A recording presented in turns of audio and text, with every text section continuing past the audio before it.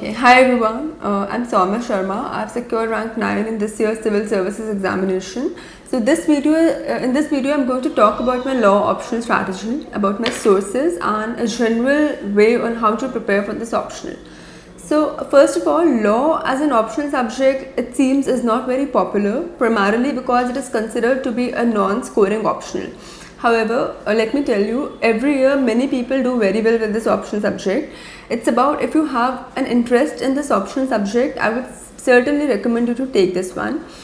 So before that, a few pointers. First of all, the syllabus for law optional is very expansive. It covers a wide range of laws. So you should know that to cover this optional, it will take some amount of your time.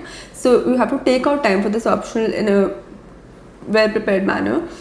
Secondly, it is not essential that you should have a degree in law or you should be a law graduate to take up this optional subject. We have many people who have cleared the UPSC exam by taking law as an option, but they are not law graduates. So let not that be a deterrent for you. If you have an interest in this subject, then you should definitely go for it and take it as an option. So briefly, one thing is that if you take law as an optional subject, first of all, it will help you enormously with your general studies 2 paper.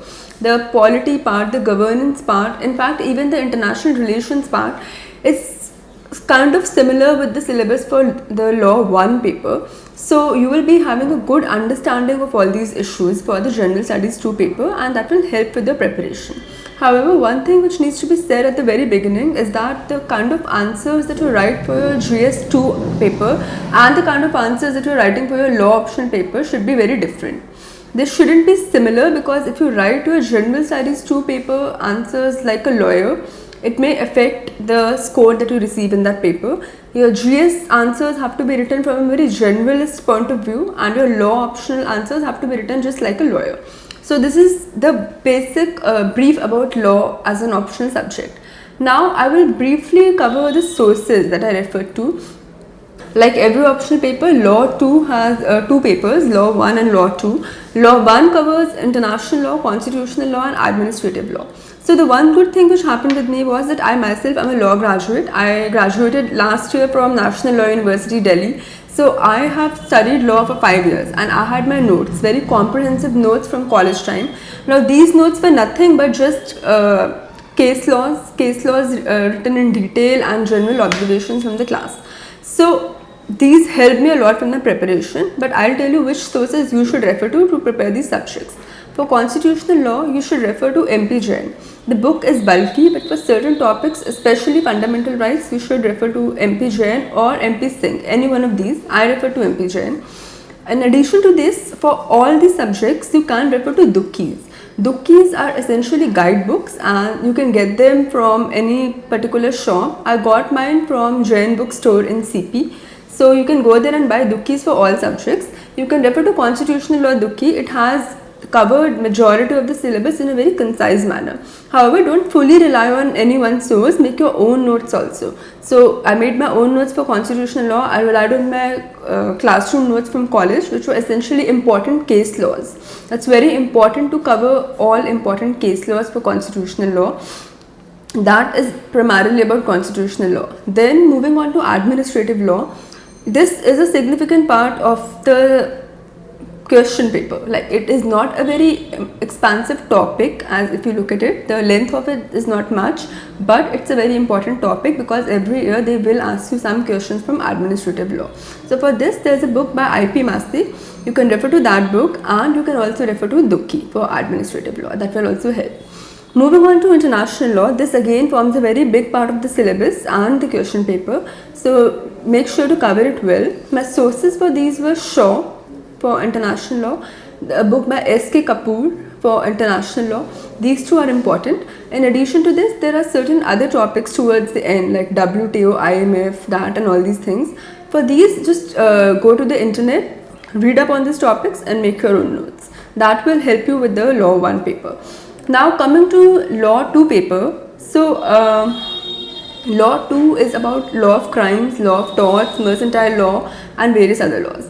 So for law of crimes, this is a very important and expansive topic. Refer to the IPC in detail. refer to any one book by K.D. Gore or Pillai, it can be any. Plus you can also refer to the Dukhi if you have covered the syllabus sufficiently. In addition, refer to important case laws, they are very important for IPC. Similarly for TOTS, there is a book by Bangia, you should refer to that and finish your TOTS syllabus.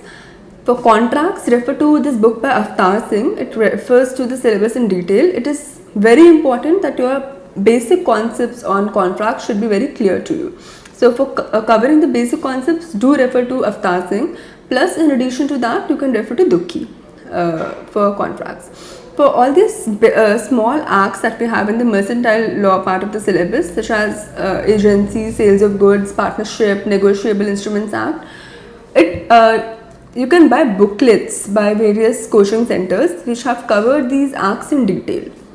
Buy any one booklet which suits you, plus refer to the bare act, or make sure that you're covering the acts properly, because although they may seem to be a lot, but every year questions may be asked from these, and they all are asked from any of these acts. So cover this in detail as well. For other topics including in this part such as ADR, competition law, again these are the topics which should not be missed. See, for any strategy that you make, I think one of the most important things is that your optional subject should be covered in detail.